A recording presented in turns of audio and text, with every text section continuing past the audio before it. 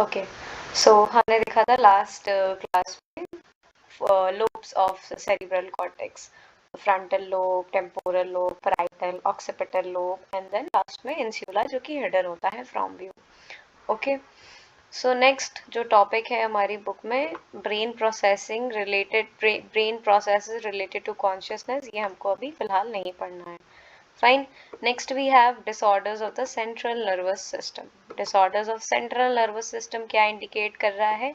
Brain के अंदर disorder होगा, ब्रेन के अंदर कोई इंजरी होगी उसकी वजह से डिसऑर्डर होगा, या होगा स्पाइनल कॉर्ड के अंदर, बिकॉज सेंट्रल नर्वस सिस्टम में ब्रेन और स्पाइनल कॉर्ड दोनों आते हैं. ओके, सो अब अगर ब्रेन डैमेज हो रहा है किसी भी रीज़न की वजह से, ड्यू टू स्ट्रोक और ड्यू टू इंजरी, या कोई ट्यूमर हो गया, या कोई न्यूट्रिशनल प्रॉब्लम हो गई, न्यूट्रिशनल प्रॉब्लम हो गई कि प्रॉपर जो न्यूट्रिएंट्स चाहिए होते हैं, क्योंकि हमने जब ब्रेन जो यूनिट हमने जब स्टार्ट किया था तो हमने देखा था ना कि ब्रेन जो है वो 18 ईयर्स तक ग्रो करता रहता है. ठीक है, तो अगर प्रॉपर डाइट, प्रॉपर न्यूट्रिशंस नहीं मिले तो देर आर चांसेस कि ब्रेन डैमेज हो सकता है, ब्रेन का प्रॉपर ग्रोथ, ब्रेन का प्रॉपर डेवलपमेंट रुक सकता है because of some nutritional deficits. Then अगर ब्रेन डैमेज हो गया तो अभी तक हमने जितना भी बायोसाइकोलॉजी पढ़ा है तो क्या होगा, बिहेवियर में चेंज आ जाएगा, राइट. हमारे कॉग्निटिव फंक्शंस में चेंज आ जाएंगे. ठीक है, जैसे कि हमने ऊपर पढ़ा था कि जो फीनस गेज था उसके क्या हुआ था, उसके नॉट फीनस गेज एक्चुअली, एक पेशेंट था पॉल ब्रोका का, उन्होंने देखा था कि उसका जो है वो लेफ्ट फ्रंटल लोब जो है वो डैमेज है. ठीक है, तो उसको पता लगा कि उन्होंने देखा था कि स्पीच में प्रॉब्लम आ रही है उसके, the person is unable to speak. तो क्या हुआ था कि उसका लेफ्ट फ्रंटल लोब जो है वो डैमेज हो गया था और उसको फिर बाद में क्या नाम दिया, ब्रोकाज एरिया. ठीक है, तो क्या हुआ कि बिहेवियर में चेंज आया, कॉग्निटिव फंक्शनिंग में चेंज आया. ठीक है, सो अब ये पूरा टॉपिक ही इसीलिए हम देखेंगे कि क्या क्या डिसऑर्डर्स हो सकते हैं सेंट्रल नर्वस सिस्टम में. So the first one which we have is Alzheimer disease. तो अल्जाइमर में क्या होता है, सबसे पहले इसको याद रखना, अल्जाइमर में आता है degeneration process. What is degeneration process? Degeneration का मतलब होता है कि न्यूरॉन्स जो है वो डैमेज हो जाते हैं या डिस्ट्रॉय हो जाते हैं ब्रेन के अंदर. अल्जाइमर, डीजेनरेशन, अल्जाइमर, डीजेनरेशन, ऐसे इसको याद रखना है. फाइन. तो अब अगर सोचो कि न्यूरॉन्स अगर डैमेज हो गए हैं, डिस्ट्रॉय हो गए हैं ब्रेन के अंदर, तो क्या क्या प्रॉब्लम्स आ सकती हैं? मेमोरी में दिक्कत आ सकती है, चीज़ों को याद रखने में प्रॉब्लम आ सकती है, अटेंशन में प्रॉब्लम आ सकती है, हमारे जो मोटर रिस्पॉन्सेज हैं वो एडवर्सली इफेक्ट हो सकते हैं. ठीक है, प्रॉपर जो मोटर रिस्पॉन्सेज आने चाहिए वो नहीं आएंगे. फाइन. और इस डीजेनरेटिव डिजीज को हम डिमेंशिया भी कहते हैं. स्पेशली डिमेंशिया यूज होता है जब मेमोरी लॉस हो जाता है. ओके, एंड इसका जो कॉज है वो देखा गया है कि ये मोस्टली जेनेटिक है. मतलब बहुत से ऐसे जेनेटिक हमने केस स्टडीज देखी हैं कि जीन्स की, बिकॉज ऑफ द हेरिडिटी, ये डीजेनरेशन प्रोसेस हो रहा है. कैसे होता है ये अभी हम लोग आगे भी पढ़ेंगे इसके बारे में. तो अगेन वही सेम चीज़ है कि डिफ़िकल्टी हो रही है मेमोरी में, डिमेंशिया है बिकॉज. ठीक है, नामों को याद रखने में प्रॉब्लम हो रही है, लोगों को याद रखने में प्रॉब्लम हो रही है, जगहों को याद रखने में प्रॉब्लम हो रही है. एंड हमने क्या देखा था कि अटेंशन, तो अटेंशन है तो वेरी शॉर्ट अटेंशन स्पैन है, ज़्यादा देर तक किसी भी चीज़ पे हम ध्यान नहीं लगा पाते हैं अगर अल्जाइमर डिसीज़ है तो. और ये ऐसे जो लोग होते हैं जिनको अल्जाइमर डिसीज़ होती है, क्या होता है, वो अपनी पर्सनल हाइजीन को मेंटेन नहीं कर पाते, अपनी खुद की जो हम साफ सफाई से रहते हैं वो उसको मेंटेन नहीं कर पाते हैं, उनकी मेंटल एबिलिटीज़ में भी प्रॉब्लम्स आती हैं. अब हमने ऊपर क्या देखा था कि ये जेनेटिक इसका कॉज है, तो देखा है जेनेटिक, क्योंकि एड्स जो है वो एक ऐसी बीमारी है जो कि जेनेटिकली हमारे अंदर, जैसे किसी अगर मदर को एड्स है तो there are very much chances कि उसका जो बेबी होगा वो भी HIV पॉजिटिव होगा. करेक्ट. तो ये इसकी वजह से देखा गया है कि न्यूरॉन्स जो हैं वो डैमेज हो जाते हैं, डिजेनरेट होने लगते हैं, और उसकी वजह से ये सारे सिम्टम्स नज़र आते हैं.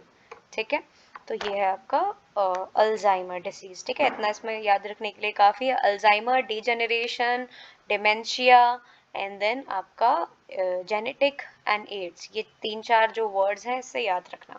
Okay, then next we have Parkinson's disease, क्योंकि पार्किंसंस डिजीज हमने देखा हुआ है, बचपन में भी हमने पढ़ा था। तो पार्किंसंस जब भी आता है ना, तो मेरा इसको याद करने का तरीका क्या होता है कि पार्क, इसमें पार्क आ रहा है, ठीक है, तो पार्क में कोई सन है, ठीक है, पार्क इन सन, तो पार्क में कोई सन है, तो सन को हम, जैसे हमारा कोई छोटा बच्चा है, हम उससे कहते हैं कि बेटा अच्छे से खड़े हो, प्रॉपर खड़े हो, आप गिर जाओगे, आप झूले से गिर जाओगे। तो याद रखना कि ये जो डिजीज है, it is somewhat related to the movement, ठीक है, और ये पार्किंसंस डिजीज ये मूवमेंट डिसऑर्डर के अंदर आती है। और ये यूजुअली देखो इसमें क्या लिखा है, सन, तो सन से याद रखना here we are talking about the males, तो ये मोस्ट प्रेवरेंटली मेल्स में देखी जाती है। और यूजुअली जो मिडिल एज के और ओल्ड एज के जो मेल्स होते हैं, उसमें ये डिजीज को काफी कॉमन देखा जाता है। आपने देखा होगा, अगर पार्किंसंस के कभी केसेस भी देखे होंगे, तो यूजुअली मतलब जो अडल्ट्स रहते हैं या जो अंकल टाइप के लोग रहते हैं, उनके अंदर पार्किंसंस काफी देखा जाता है, मेल्स के अंदर। फाइन।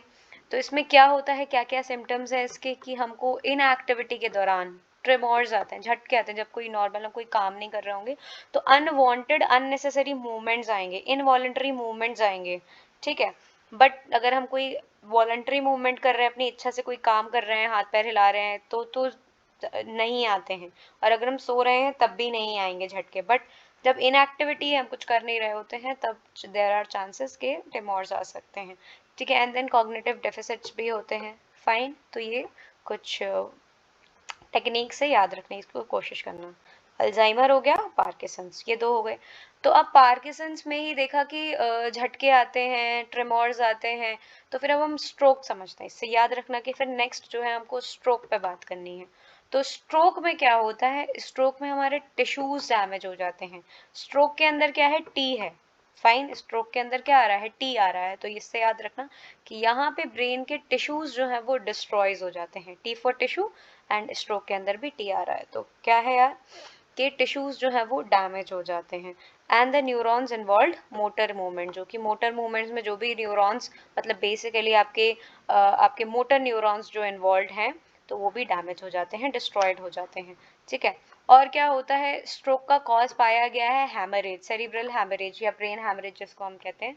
तो उसमें क्या हो जाता है कि ब्लीडिंग हो जाती है ब्रेन के अंदर, ठीक है। तो इसका कॉज देखा गया है स्ट्रोक के अंदर। तो क्या होता है, ब्लीडिंग हो रही है, जो ऑक्सीजन जाना चाहिए या जो ब्लड फ्लो है वो रुक जाता है, ऑक्सीजन की कमी हो जाती है, ठीक है।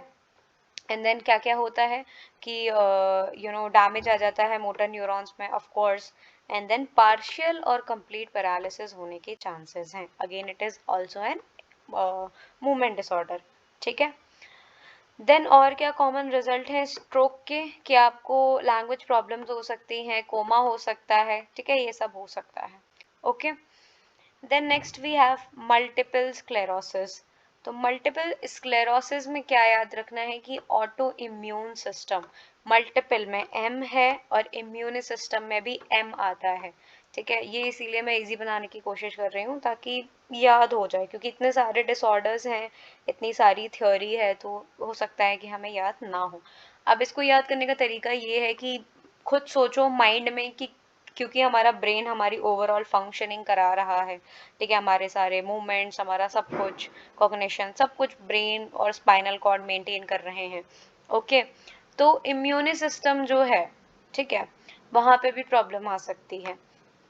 तो it is what auto immune disorder. अभी क्या होता है ऑटो इम्यून डिसऑर्डर बताऊंगी मैं। तो ये एक तरीके का ऐसा डिसऑर्डर है मल्टीपल स्क्लेरोसिस जिसमें माइलिन शीथ को अटैक किया जाता है। और माइलिन शीथ क्या होती है, माइलिन शीथ एक्सॉन को कवर करती है, राइट। हमने जब न्यूरॉन्स पढ़े थे हमने देखा था ना कि एक प्रोटेक्टिव कवरिंग होती है फॉर द न्यूरॉन। न्यूरॉन के अंदर एक्सॉन होता है, एक्सॉन के ऊपर माइलिन शीथ होती है, राइट। जैसे ये हमारा न्यूरॉन है, ठीक है, ये हमारा न्यूरॉन है और ये एक्सॉन है हमारा, ये क्या है, एक्सॉन है, ठीक है। और एक्सॉन के ऊपर जो होती है वो होती है माइलिन शीथ। फाइन। तो ये प्रोटेक्टिव कवरिंग होती है। तो ये भी देखा गया है यंग एज के दौरान ये डिजीज जो है या डिसऑर्डर जो है वो हो जाता है। ओके। क्या क्या कॉमन सिम्टम्स हैं? विजुअल डिस्टर्बेंसेस हो सकते हैं, मस्कुलर वीकनेसेस हो सकती हैं, ट्रेमोर्स आ सकते हैं, ये सारी चीज़ें हो सकती हैं। ओके, देन अमनेसिया, अटेक्सिया के बारे में आगे एक आई थिंक बॉक्स है इस अमनेसिया के बारे में तो गिवन है, अभी बताएंगे। अटैक्सिया के बारे में भी I think it was given here, देखा है मैंने।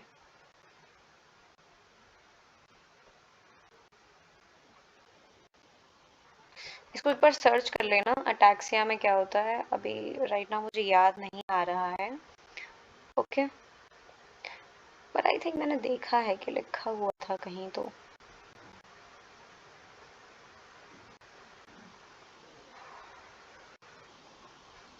चलो उसको देख लेना एक बार, ठीक है। देन नेक्स्ट वी हैव, ये हो गया हमारा क्या, multiple sclerosis.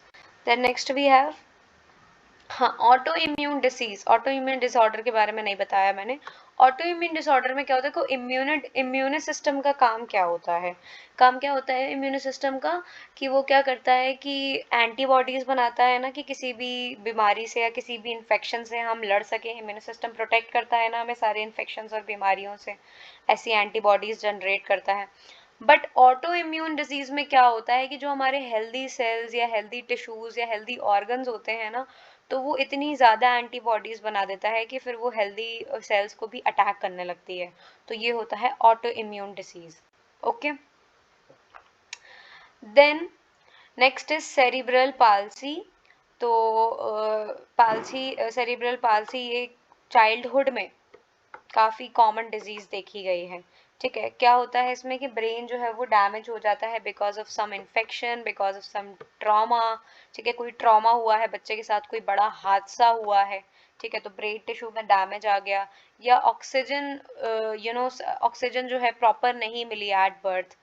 This causes permanent damage to the movement of body muscles, and the voluntary muscle control is impaired and causes spastic paralysis that affects one side of the body, या जिसको हम partial paralysis भी कह सकते हैं। तो इसमें movements में प्रॉब्लम आती है, बॉडी की मसल्स में की मूवमेंट में प्रॉब्लम आती है सेरिब्रल पाल्सी में। And then second last we have sixth disorder which we have is seizure. तो सीजर क्या होता है, sudden burst of seizure that causes temporary change in the functioning of the brain. ठीक है ना, देखा होगा कि सीजर आ जाते हैं, क्या आई थिंक हिंदी में उसको लकवा बोलते हैं, राइट, शायद।